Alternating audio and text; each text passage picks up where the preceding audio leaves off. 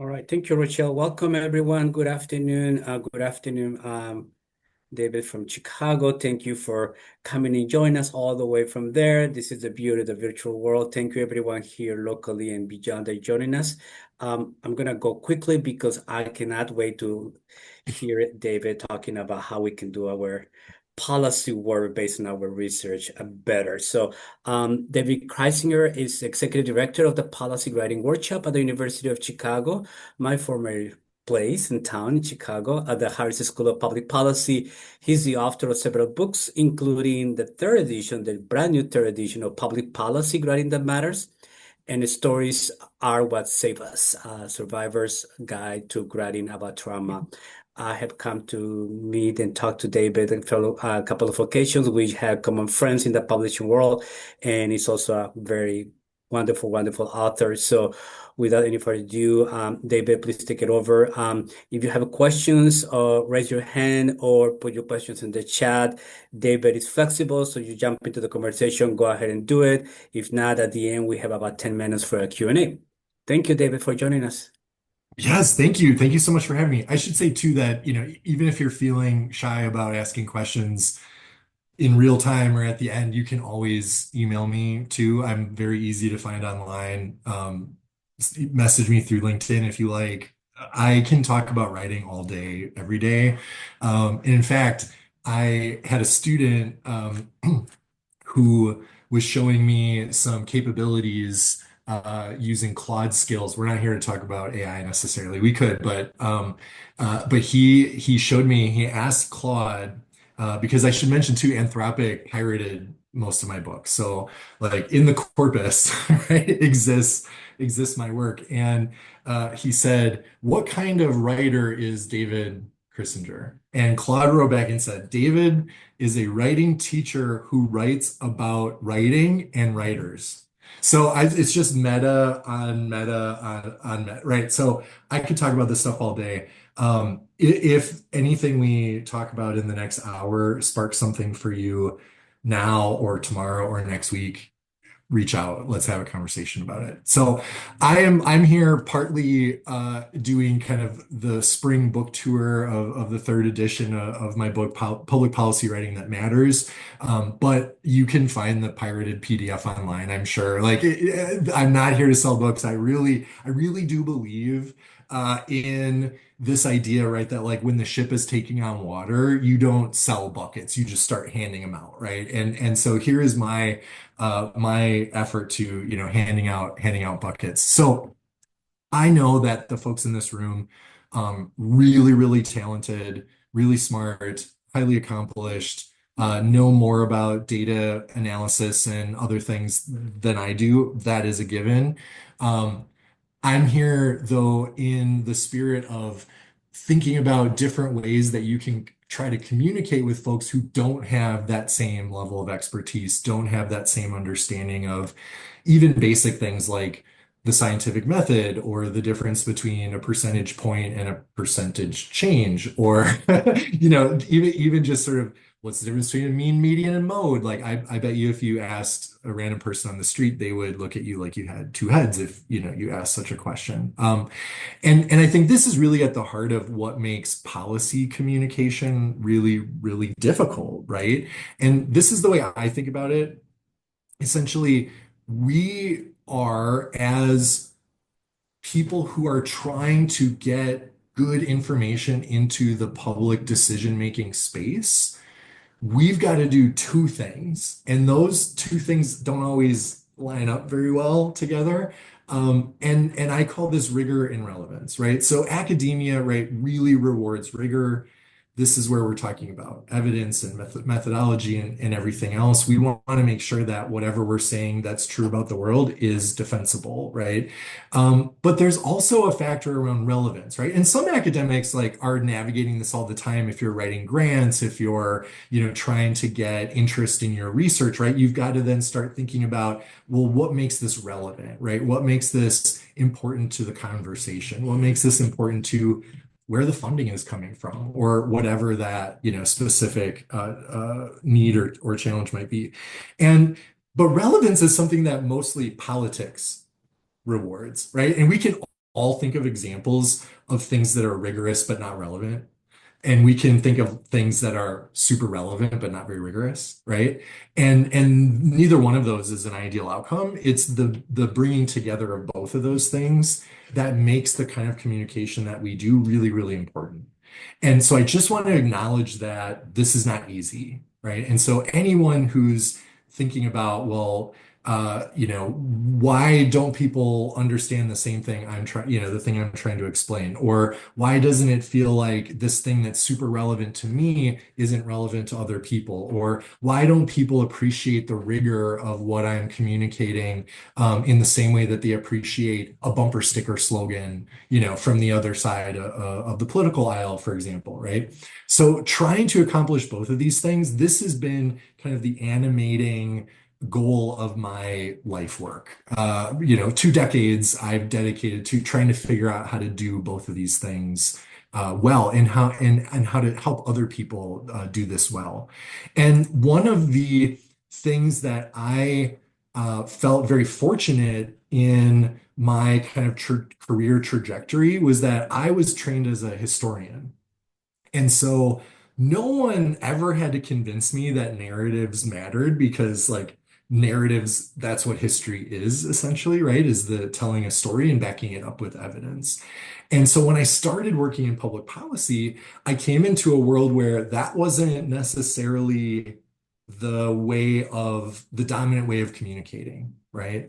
I would call the dominant way of communicating in public policy when I started, sort of right at the beginning of the Obama administration, was a lot of telling, not a lot of showing, right? So telling is like, here's what the data says, here's what our methodology is, here's the implications, right? Like lots of telling, here's what you need to know, not as much showing, right? Not as much getting people to really see why it was important that they take this evidence seriously. And so when I started working in the Obama administration and they passed the Plain Writing Act of 2010, and there was this very concerted effort, right, in the federal government for the first couple of years of the Obama administration to be better communicators. And so while I was working at the Government Accountability Office, there started to be this recognition, right, that narratives were a very important part of the equation. And so, in fact, there were some researchers in 2014. They came out with a framework they called the Narrative Policy Framework.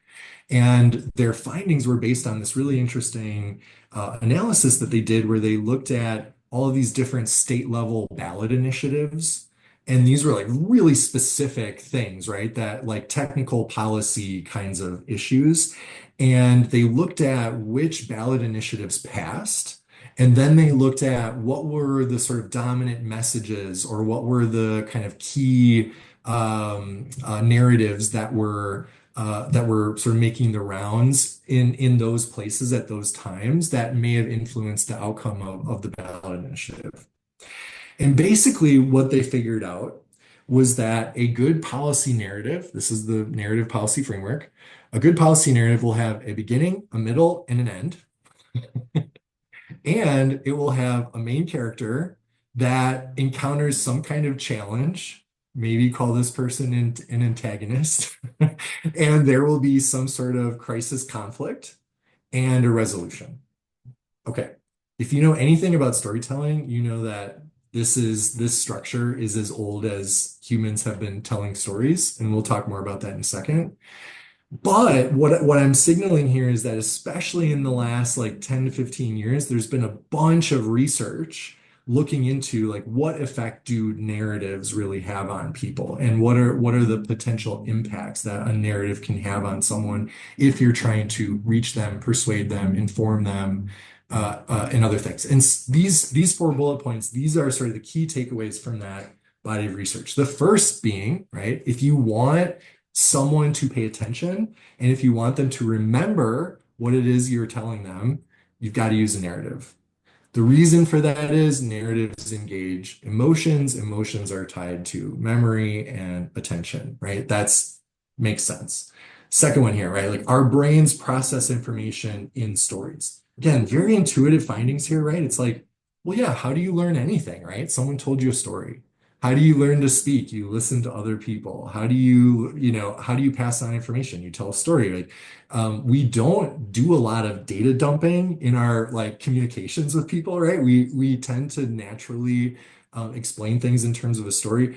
I was sort of radicalized around this finding from some research that came out right after World War II, where they would have people look at like abstract shapes that would be moving around the screen, and then they would say, "What is it that you just saw?" And they would say, "Oh, well, there's a good guy and there's a bad guy," and they fought. It's like people are constantly putting data into a story, right? And so if you don't present your data in a story, you're giving that reader that opportunity to sort of pick the things that they think are important and put it into their own story. And sometimes that is the purpose of what we're trying to do. We're just trying to get people to take information and apply it. Other times they might go in a completely different direction in terms of conclusion, right? Than maybe we want to. And this is something my old boss at the Harris School, her name's Kate Baker. She was the lead researcher on the Oregon Medicaid expansion study that was done after the Affordable Health Care Act was rolled out. And if you go back in time to look at the media coverage from when this report came out, it was a randomized controlled trial about Medicaid expansion, first time it had ever been studied in that way. And if you looked at more liberal leaning publications, there were headlines that said things like, new Medicaid study shows positive impacts of Medicaid expansion, right? And then more conservative media outlets would say, new Medicaid study shows Medicaid is awful, right? In all these ways. And then The Atlantic came out with an article. The headline was something like, the new Medicaid study means whatever you want it to mean, in the sense that because it was this huge study, because there were so many mixed results, it was easy for people to kind of pick the results they wanted to highlight and ignore the rest, right? And so this was something like that was part of the reason why I got hired at Harris, frankly, was our dean had like been confronted, right, professionally with what do you do when the data is not speaking for itself, right? When people are not reaching the conclusions you necessarily want them to reach, but you don't want to say, here's what you need to conclude, right? There's a balance between those different things. Narratives can be a big part of that equation. We also know that if you want people to feel empathy or you want them to like understand a perspective that's not theirs, narratives are very good at this because they create this identification, right? Walk a mile in their shoes, to see the world through their eyes, right? This is more possible in a story. Really interesting research coming out of sort of neurobiology and different places where like there's a limit to this, right? Like how much empathy you can elicit. And also, it depends on how ideologically motivated your reader might be. So, someone who's very ideological in a certain direction may not feel any empathy in response to a story. And maybe there'll even be sort of a boomerang effect where you'll further entrench their belief about whatever it was, right? So this is not oh, the solution is tell stories, right? The solution is to be really strategic in how you put together your information so that it sort of matches onto the things we know that work really well about a story. I'm going to show you exactly what I mean by this with an example here in a second.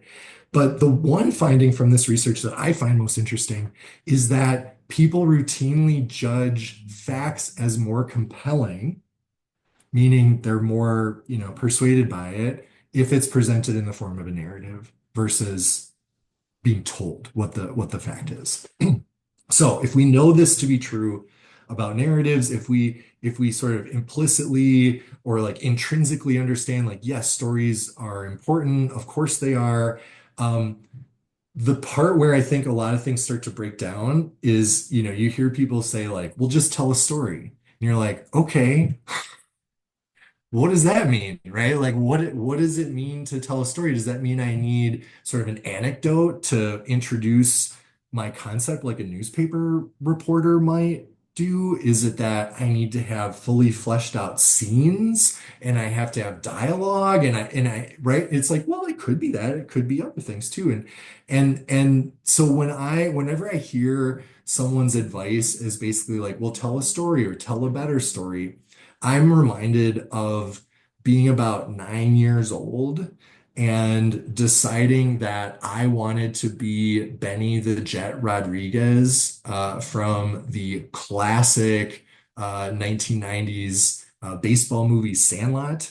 This was a character who was really, really good at baseball. And when I was about 9 years old, I was obsessed with this movie. I wanted to be Benny the Jet Rodriguez. He was like the fastest, best hitter, right? Like I wanted to be him. Problem was I'd never played baseball before. And so my grandfather decided he was going to teach me how to hit a baseball. And we went into the backyard, and you can imagine this, right? I'm standing over here with the bat, he's standing over here with the ball. I've got the bat up, like I've watched the movie, I've seen Benny the Jet crush the ball, rip the material off the ball. Like this is easy. He holds up the ball and he says, "This game is so simple. All you have to do is keep your eye on the ball. That's it." Okay, that is a true statement about baseball.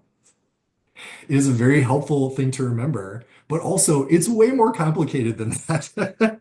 And so this idea of like just tell a story to me is like keep your eye on the ball. You're like, great. Now what else? Like, no, how do I put my feet? How do I hold my hands? Like, what does a swing look like? All of those mechanical things you still need to learn, right? Even if you acknowledge that narratives do matter in terms of creating relevancy with a reader. So if we're on the same page about how narratives matter, the next question is, okay, how do you actually do this? And the place where I start is what I call the triangle of persuasion. So this triangle has three pieces, obviously, and the arrows here are going in both direction because this is sort of a fluid map and it can kind of move around. And so don't think about it like it's this static, like as soon as you pick these three things, you're done. It's more of like these things have to continually be in balance with each other, right? So if you came to me and you said, I want to get my message out, I have this important thing I want to say. The very first thing I'm going to ask you is who needs to read it, right? Who the audience is really, really, really matters. And it can't be just like the general public, because there is no general public anymore, if there ever was one, right? The more specific you can get with your audience, the more helpful you would be to me in terms of me being able to help you understand like what are the best paths to reach that specific audience, right? So if you told me, well, David, I want to get an op-ed published in the Chicago Sun-Times. I might say, why? And if they said anything else besides, well, I want to reach more progressive readers in the city of Chicago, then they would have a misunderstanding of who the audience is for the Chicago Sun-Times. Right.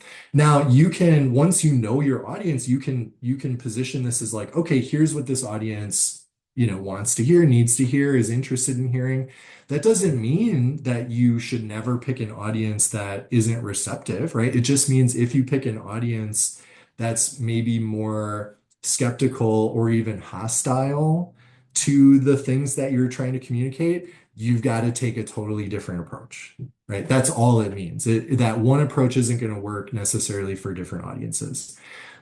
If I'm speaking to a decision maker, that's different than speaking or writing for a key stakeholder, which is different than speaking for someone who's personally impacted by the issue, right? All of these different audiences should be communicated with specifically and strategically. Then we think about purpose, right? And I'm going to go into a little more detail about each one of these in the next few slides here. But in terms of purpose, we're really asking, why should this communication exist?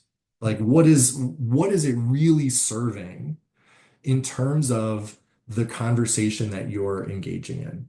And there's lots of different purposes. I'm going to tell you about this more in a second. But the last piece of the triangle here is what I call the position. And the position isn't like your argument or your stance.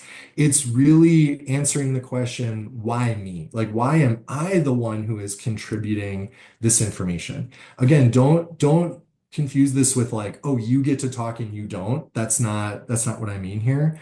What I mean is if I feel compelled to contribute something, am I clear about where I'm coming from in terms of my status or my sort of position in the public policy ecosystem? And is that the right position for this audience for this purpose? So, for example, I could write something that is from the perspective of a writer. I am a writer. I do it professionally. I make money writing. That's the position I'm going to write from. If you care what a writer thinks, you will be more likely to want to listen to me, right? Whereas if I say, well, I'm actually a teacher of writers, so I'm more of a practitioner, right? I'm working with writers. I'm seeing problems that are going across the this group of writers, or I'm seeing things that are working across this group of writers. And so that's the position I might uh, claim and then speak from because I'm the practitioner. I have a different perspective. Or I might say, no, I'm the expert. I conduct original research. I collect data. I analyze it, right? I do all that. Like I am creating original knowledge to the world. Okay, that's a very different position than someone who's doing the work on the ground, right? And you might modulate between different positions again, doing so purposefully, hopefully, so that your audience and your purpose are satisfied by that. Now, if you're sitting there and you're like one of my students and you say, well, David, I'm not the survivor or the, person who experienced it or the person who's doing it. I'm also not the practitioner and I'm also not the expert. Like, what am I? Guess what you could be? You could be a reporter. You could be an analyst, right? What do reporters and analysts do? They talk to people on the ground, they talk to practitioners, they talk to experts, and they triangulate that information and they translate it for a reader who doesn't have time to talk to all those different people and read all those different articles and collect all that data and analyze it the way it's being analyzed, right? So being clear about your position, your audience, and your purpose will help make a lot of decisions for you in terms of what's the best way to start? What tone should you use? What kind of language will be accessible to this audience? Can you get away with using jargon? Do you need to define everything? Does your reader know what a p-value is? Do they care what a p-value is? Even if you explained what a p-value was, would they care, right? These are all questions that would be answered by, well, who's your audience? What's your purpose? And what's your position? So let's take this piece by piece, right? If we're thinking about audience, there are so many questions we could try to answer when we're thinking about our audience, right? We could be asking, well, what kind of educational background do they have? What kind of power or influence do they have? In the organization where they work, what's the culture? What are the strategic goals? What's the mission? What's their budget? Right? Like there's so many different factors we could be thinking about. But one place that I really like to start when I'm thinking about audience is figuring out is this audience looking to make what I would call an analytical decision or an emotional decision? And I don't mean this in any sort of judgmental way. Like I'm not saying emotion bad, analytical good. They're just different, right? And in an analytical decision, the reader, the recipient, the audience, right? They're trying to think like, what should I do with this information? Um, I'm sure this group, right? You're probably noticing the same things I'm noticing about articles mentioning the new hantavirus, right? Of like, do you need to be worried about this? Is like the title of 7 articles I've seen, right? That is going to be based on the title, based on the description, right? That's going to be a piece that's like, here are the facts, right? Here's the data. If we take this all together, no, you don't need to be worried. Also, trick, notice this next time you see headlines. If the headline is a question, the answer is probably no. Right. So if the headline is like, are we all going to die? Question mark. It's like, no, probably not. If we're all going to die, the headline would be, we're all going to die. So there, just see if you notice that next time you see headlines. But that's going to be obviously a very analytical sort of decision, a reader who's like, I need to know the facts so I can make an informed decision, right? Same thing with a decision maker. I just had a meeting with the dean of my school. He doesn't want to talk about his feelings. He already knows how he feels about it, right? He knows what he's trying to accomplish with this project. What he needs to know is what is the evidence? What do we know to be true? I need to make a decision. Okay, that's a very different kind of communication than if you're communicating with someone who still is unsure about essentially how they feel. And what I mean by feel is not just, what do they think about it, but also like, what do people like them think about it? What do the media outlets that they consume talk, how do they talk about it? How do the people they are in community with feel about it? Um, are they seeing something from a very limited perspective? And you could actually add a lot of value by providing a different perspective, right? These are, again, not to say you should change how you think, but rather maybe if you knew this information, it would change how you feel. And sometimes the feeling has to come before the decision, right? In fact, a lot of times the feeling has to come before the decision. I have this phrase I tell my students all the time, like before the facts can matter, right? Before the facts can matter, a lot of things have to be working for people, right? You have to trust the messenger. You have to believe that they have your best interests at heart. You have to, right, not have any sense of betrayal or trauma or skepticism or mistrust or right, different things. There's so many factors, right, that are largely out of our control necessarily, but are factors that have to be accounted for if we expect our writing to have any sort of effect on people. And so this isn't to say you need to have your analytical version and your emotional version of an article, right? It's more of like, oh, if I'm engaging with an audience that has no idea what I'm talking about, right? They don't know that this is a problem. They don't know how bad it is. They don't think it affects them. Doing the analytical, here's the facts, might not do much for them, right? If the goal is to get someone to pay attention, get them to care about it, raise a sense of urgency, motivate action in some way, right? You're going to want to think more about how do you talk about feeling and less about decision making. And when it comes to feeling, right, that's where narratives can be so powerful because they're just inherently emotional, right? If we're telling stories that are designed to elicit an emotion, it's way more effective to lead someone to that emotion than to tell them how they should feel, right? If you tell people how they should feel, 9 times out of 10, they're going to say, no, you're wrong. Or they're going to reject it, right? But if you lead them to that place, way more effective. Now, that's when I'm thinking about audience. Obviously, we could spend a whole hour just talking about, we could spend a whole day talking about audience, but this is a big one for me. It's just people having different conversations and they're not communicating about the same kinds of things. It can be a reason for disconnect. Now, in terms of purpose, right, especially when it comes to public decision making, I call these the three basically common or the three big types of purposes. And there would really be sort of like sub purposes underneath each one of these. But these are three really big ones we have in public policy.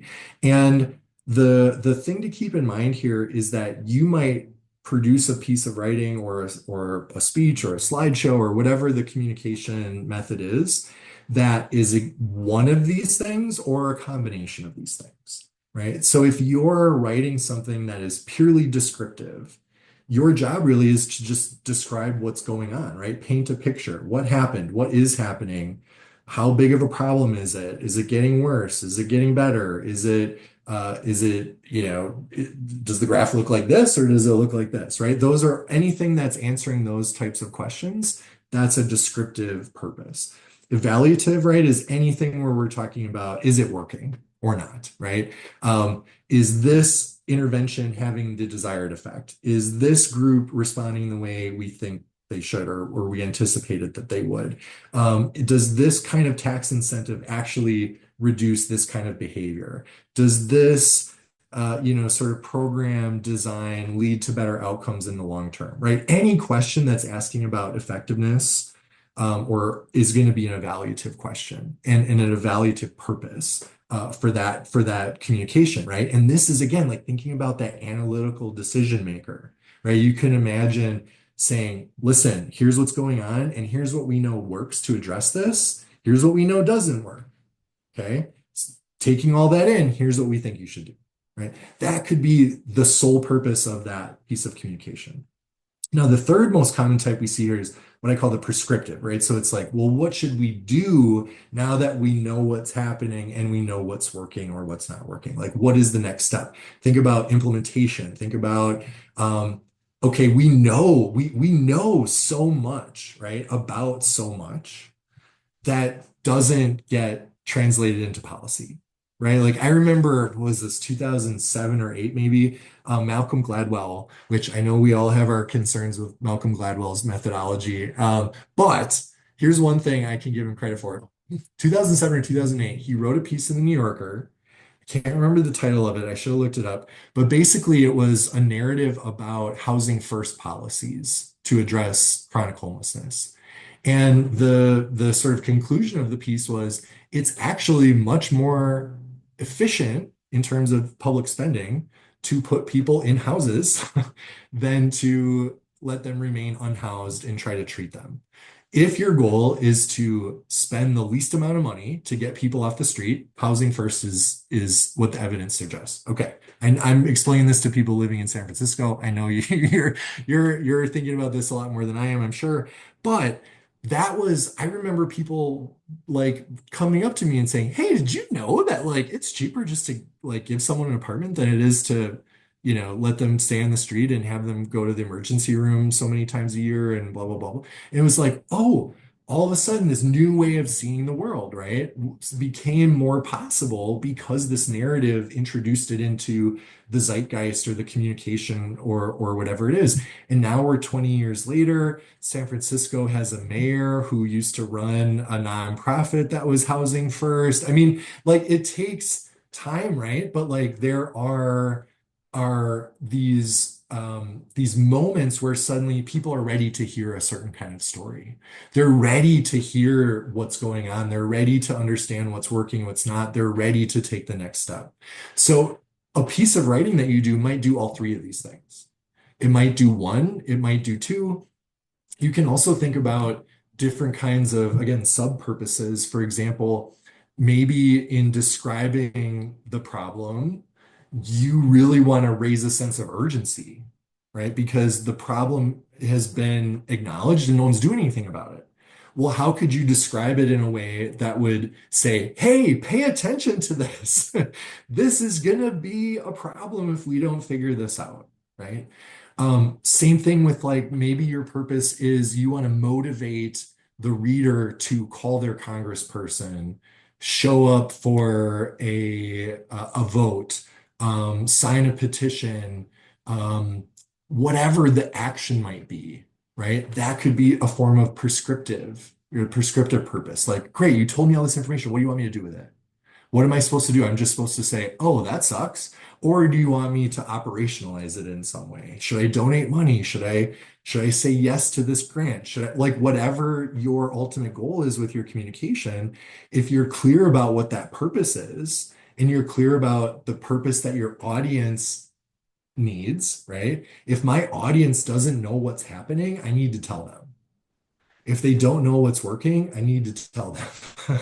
If they don't know what to do, I need to tell them. If they know what to do, but they don't know what's working, right? That's a different kind of communication. If they know what's working, but they don't know what to do, they don't know how to get it started, that's a different piece of communication, right? So you can see how if you line up your purpose with your audience and you make sure, okay, if I fulfill this purpose, it will serve this audience. Again, not a guarantee, but you're putting yourself in a much better position, right, to have the influence or to inform the person in the way that you really want to, right? You could also say, David, my purpose, I want to shake the tree. I want to grab people by the lapels and shake them silly and say, pay attention. okay, that's a very different kind of piece of writing.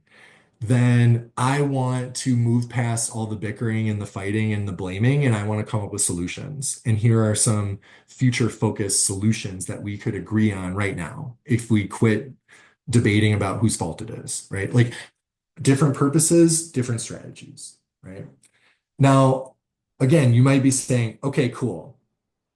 I understand your point about the audience. I understand your point about purpose, this idea of like positionality or like where does your credibility come from or where does like the value of your contribution come from? Totally get that. Okay, how do you do that without just doing data dumps, right? Well, the best framework that I've come across comes from Aristotle. So remember when I told you the narrative policy framework, folks, they said, listen up, gang, we figured it out. If you want to influence people, you have to have a narrative. And that narrative has to have, remember, a beginning, a middle, and an end. Aristotle figured that out 2,300 years ago, and probably he stole that from someone. I mean, there's nothing new under the sun, really, when it comes to writing. But what the story goes is that Aristotle, 2,400 years ago, he's walking around ancient Greece. He's checking out these different plays. This one play has standing room only. People are crying, they're laughing, they're clapping. There's a stand, and they're moved that so much so that they talk about this story weeks and months later, right? In a different play, nobody's there. Half the people leave, midway through. It only has a 1 week running. Nobody cares about it. What's the difference? And his real genius, right, was being able to detect these patterns and things. And so what he found of the sort of best performing, most compelling, most relevant stories of his day were that they had a beginning, middle, end, and that there was basically a series of complications that raised the tension of the story until there was a climactic scene where a crisis had to be addressed, and then the story resolved. Right? So this is what we call Aristotle's dramatic arc. In the late 1800s, Freytag called this the triangle. So you can look up Freytag's triangle. There's 3 act structure, there's 5 act structure, there's the 7 basic plots. Like there's all these kind of different ways of structuring stories. So many of them, their root really comes back to Aristotle. And so that's why I go back to Aristotle too. Now, once you really notice this structure, or once I show you how this structure works, you are going to notice it in commercials, radio programs, podcasts, TV, movies. This is such a common structure that we don't even notice it necessarily, but we sometimes almost like come to expect it, right? And so we've all seen movies or read things that like didn't have a great resolution, right? Didn't have a good ending. And all of a sudden we're like, I don't like that ending, right? I don't like how that made me feel, right? Like Aristotle was putting his finger on that, 2,300 years ago. Now, how does this work in public policy? Well, I'm going to show you an example. I'm going to talk you through it here so you can see what I'm talking about. And I picked a topic that I hope you'll all find particularly relevant, even though it's a little bit outside of like public health spaces. The example I want to talk to you about is how we should never give AI the nuclear codes. Now, this actually it was an article written in The Atlantic in 2023 by Ross Anderson. And The Atlantic, if you're not a subscriber, their monthly magazine, they have the first section of the magazine is like an essay that people submit, writers submit, and they're always like about 1,000 or 1,500 words, somewhere in that range. And they almost always make a very specific policy recommendation, and they almost always use Aristotle's dramatic arc. And so, like, I go to the Atlantic, to that section of the Atlantic all the time for examples from class. I'm using this one because it's going to illustrate a couple of things, which I'm going to show you here in a second. But to walk you through, how could you tell the story of your recommendation that we should never give AI the nuclear codes? If you were trying to do this telling a story, you could do what Ross Anderson did. So we look at the graphic here, bottom left, opening scene, beginning of the story. Ross Anderson brings us into a war games strategy session at the Pentagon. So a war game, right, is where the heads of the military, they sort of do simulations about how a battle might play out, or let's say if China invaded Taiwan, or if I don't know, Iran closed the Strait of Hormuz, or right, like all these sort of different scenarios are kind of gamed out. Well, in 2023, Ross Anderson learned of a war game in which the scenario was that there was a submarine off the coast of California in the Pacific Ocean that fired a nuclear intercontinental ballistic missile aimed at Chicago, downtown Chicago, and that there were 15 minutes between the launch and the detonation in my city. Now, you might say, well, that's a very specific scenario. Yes, it absolutely is. And basically what they were trying to figure out was you have 15 minutes, what do you do? And what Ross Anderson discovered was that the American military leaders in 2023 were very, very comfortable with turning this decision making over to artificial intelligence. And their rationale at the time was that the Mavis system, that's like the data collection system, intel intelligence collection system in the military, right, was being paired with Anthropic and Claude, and like Claude was going to be able to analyze all this data that human intel wouldn't be able to analyze in 15 minutes, cross-checked with all these other data sources that Palantir and others were going to make sure were like all, coming together, and that essentially Claude would be able to say, launch a nuke or don't launch a nuke or do this or don't do that. And basically the commanders were like, that seems like a good strategy, right? Like humans can't make that decision as quickly as we would like them to. AI could be the future. That's the opening scene. All right. Now, if you're like me, you're probably going, wait, what? And instead of keeping the foot on the pedal and just being like, and, Ross Anderson backs up and he goes, okay, is this the first time that humans have ever thought, let's let a machine make this decision? Turns out, no, it's not the first time.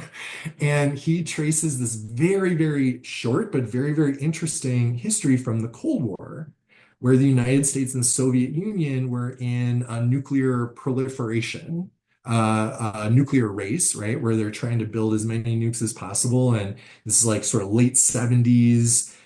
Into the Reagan administration. There's all these technological advancements. The Soviets are trying to figure out, how to make sure that if the US ever preemptively launched weapons, that they would be able to retaliate in time. And right, like this is actually not a new problem, right? Well, there is a gentleman, a Soviet gentleman by the name of Stanislav Petrov. And if you don't know the name Stanislav Petrov, he's credited with saving the world in 1983. So Stanislav Petrov was a Soviet lieutenant colonel, and his job was to monitor whether the US was launching nuclear weapons against the Soviet Union. And one day in 1983, he sees on the radar screen that the US has launched a nuclear missile. And then shortly after, they launched four more missiles. So now there are five missiles on their way to landing in the Soviet Union, right? Same scenario as the American military planners are coming up with, right? And Stanislav Petrov is sitting there, and his job is to say, holy crap, they've launched weapons against us. Time to unleash the Soviet arsenal, right? Thousands of warheads. Instead, he says to himself, well, that's weird that they would only send five, right? Like if you were going to try to destroy the Soviet Union, you'd shoot more than five. You'd shoot 100 at least, maybe 1,000. You wouldn't shoot five. So he decides not to tell his superiors that the US has launched five nuclear weapons against the Soviet Union because he doesn't think it's real. He was right. The US did not launch five weapons. And in fact, they had a malfunction in their system. And because he didn't tell anyone, the Soviets didn't launch their arsenal against the United States. But Stanislav Petrov was also reprimanded because he didn't follow proper procedures. And the Soviets thought this was evidence enough that a human could not be trusted to end the world, that a human could not be trusted to follow their job. And so the Soviets came up with what was called a dead hand. And this was a very, by today's standards, very rudimentary system. By the way, this is where we're getting into the progressive complications, right? Things are getting more complicated as we get into the story. What the Soviets said was, here's what we're going to do. If, let's say, the United States launches a missile, they take out Moscow, they take out the Soviet leadership. So there's no Soviet leader to call for the second strike.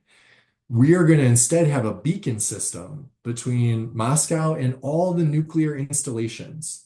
So if the beacon in Moscow shuts off, all the weapons are going to launch without any human interaction. And once the Soviets developed this technology, they told Ronald Reagan in the US, they said, this is the way it's going to be. If you ever attack us first, you won't survive. This is the term mutually assured destruction, right? 1984, the movie War Games comes out, right? Terminator comes out later, and like this was part of the zeitgeist, right? It's like artificial intelligence will end the world. Now, that's in the 80s. What stopped us from going farther down that path was the New START Treaty, right? There was a treaty between the US and the Soviet Union that said you can only have this many nuclear weapons. There has to be this, kind of inspections, no more testing, no more, right? All these other things. And so as we're getting in the story, the tension's getting bigger and bigger and bigger. We're approaching that crisis moment. And the way Aristotle defines crisis in a story is that the people you are writing about, or if you're writing about yourself, or you're writing about Stanislav Petrov, or whoever you're writing about, they have to make a decision. They're in a situation where a decision must be made. And by the way, doing nothing could still be a decision, right? That's still deciding to do nothing. The crisis comes though when something bad could happen no matter what path you choose, right? There's not an obviously correct path. If there was an obviously correct path, we should have picked it, right? There's probably something about that path that is maybe a potential trade-off or maybe an unintended consequence.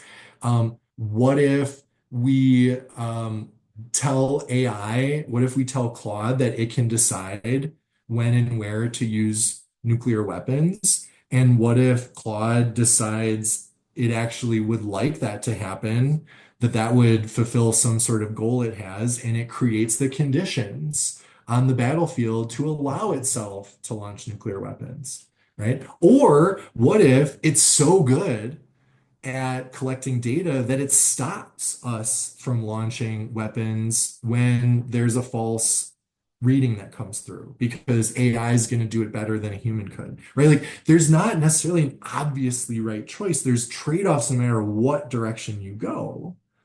But what Ross Anderson does really interesting with this piece is, again, to go back to 2023, the crisis climax is, okay, the crisis is the decision. The climax is the decision has been made. At that moment in 2023, the decision had not been made, right? We did not know how the military was going to use, if at all, AI in its nuclear response capabilities. 3 years later, we can see we're a little bit farther down one of the scenarios, one of the paths that Ross Anderson laid out, which was where the New START Treaty would expire, which it did, and that the US and China and Russia and other nuclear powers, there's 9 of them, would not get a new treaty that would also include stipulations about AI's use in nuclear weapons. So he lays out these 2 scenarios. One is we let the treaty expire and it's the Wild West and everybody just does what they're going to do and maybe we all die. Or we try to get some sort of treaty, get AI out of the decision-making loop here and put in very real guidelines and restrictions on its use in this way. Those are the 2 paths. Those are the 2 scenarios. if you've been paying attention to the war in Iran, you know we're a lot closer to scenario one than scenario two. But that's essentially what this story does is it says, which future do you want to live in? Which scenario sounds good to you? Now that maybe we're closer to climax resolution, who knows exactly where we are? I don't want to leave you with that pit you're feeling in your stomach right now. I don't want you to think about the for very long the fact that there are nine nuclear powers that we know of in the world and there are no treaties anymore and a miscalculation, a erroneous piece of data, a flawed piece of analysis. Like we could be that close in a lot of ways. Um, we have not reached the end of that story yet. The end of that story has not been written, and there still is an opportunity to show how much agency folks have in this moment right now. And one of the best ways I found to do this is to take a variation on the arc. And the variation on the arc comes from Kurt Vonnegut. This is the last thing I'll tell you about in our time here, and then happy to take some questions if folks have some. But again, happy to answer questions offline too. So Kurt Vonnegut, quick story about him. Great novelist, American novelist. He died about 20 years ago, but he's most famous perhaps for a book he wrote in 1968 called Slaughterhouse-Five.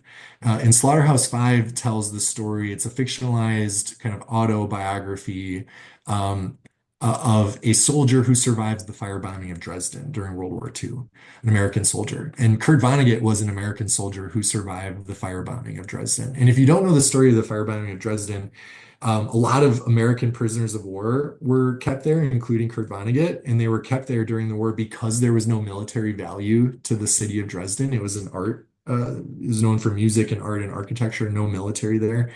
And the prisoners of war were housed underneath in these old slaughterhouses. They were under the ground so that they'd be cool enough for the meat processing. This is where the soldiers were. So Kurt Vonnegut, right? He's 19 years old. He gets shipped to Europe. He's captured during the Battle of the Bulge. He ends up in a slaughterhouse in Dresden. And then in February 1945, the Allies firebomb Dresden. They firebomb it using a new kind of bomb that they wanted to drop on Tokyo because Tokyo is mostly made of wood and thatch. And so these bombs were designed to not just explode, but to create infernos that were hard to put out, fires that were hard to put out. And that the thinking was if you could drop these on Tokyo, that you could burn the whole city down. But they wanted to test it out first. And so they decided to test it in Dresden. Tens of thousands of German civilians were killed that night. But Kurt Vonnegut and the other American POWs, they survived because they were underground in these slaughterhouses.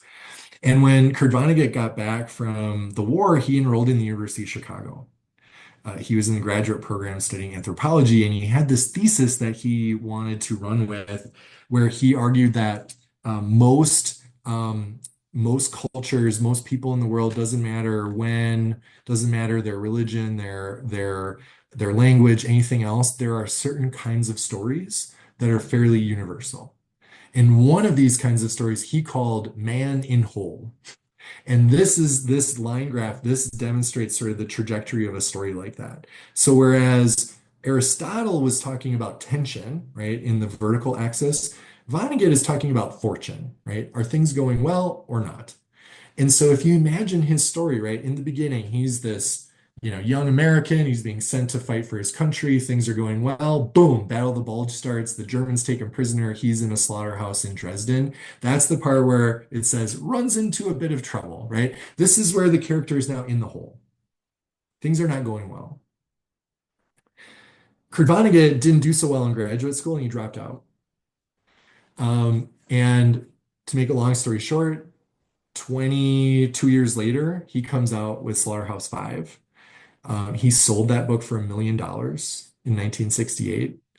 And the thing that unlocked the story for him, because it took him 22 years to figure out how to write the story, and you can read 100 different drafts of it in the archives at Indiana University, which is where it's all housed, and you can see his thinking progress over those 2 decades. And basically, the thing that unlocks it for him was that he thought he was in a hole in Dresden, literally and figuratively, but it was because he was in the hole that he survived the firebombing of Dresden. So the climbing out of the hole is that realization that the hole is what saved him. And so this idea, right, is that where you end the story will determine whether it's a tragedy or a triumph. Right? If you end the story at the firebombing of Dresden, that's a tragedy. If you end it years later for Kurt Vonnegut, it was a triumph. It depends where the story begins and ends because that's life, right? We're just going in and out of the hole, right? Like good fortune to bad fortune, good fortune to bad fortune. And the reason these are so powerful in terms of their story potential and their impact is because this is a universal human experience.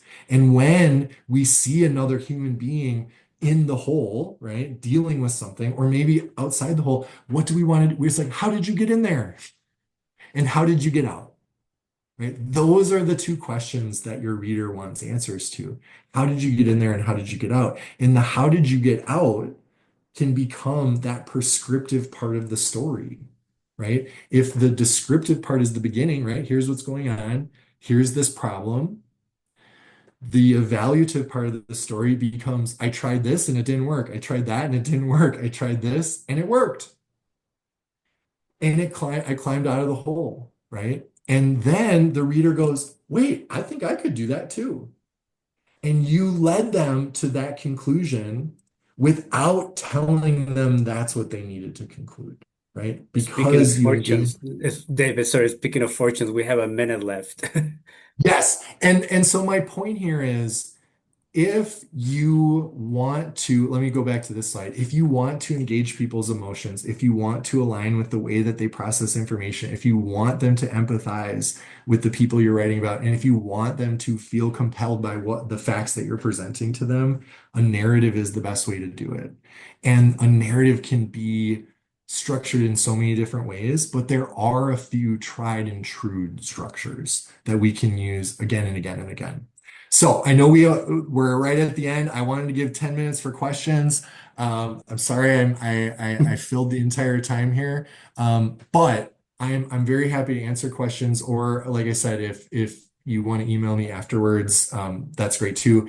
I should mention as well, we did record this and I shared my slides with Rochelle, so those we can distribute both of those afterwards for folks if they want to revisit any of this. David, thank you, thank you. We're very fortunate to have you, and I'm sure it's not going to be the last time we hear from you or I about sure you. hope not. Yeah. Thank you. This is super, super useful and super entertaining. Thank you for sharing the stories in such a good way. Very good storyteller, speaking of. Sounds good. Thank you, everyone. Don't forget, please, to complete the poll, the evaluation of the conversation. Bye, David. Have a good afternoon. All right.